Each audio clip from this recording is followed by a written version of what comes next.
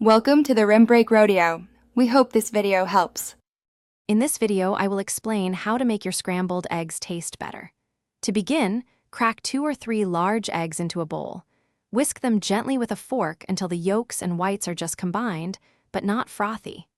This gentle whisking prevents over-aeration, which can lead to dry eggs.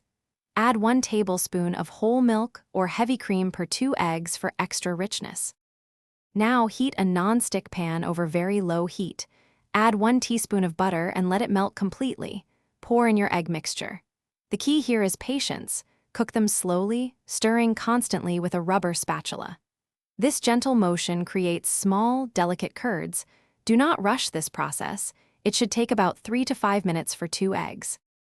As the eggs begin to set but are still slightly wet, remove the pan from the heat. The residual heat will continue to cook them to perfection.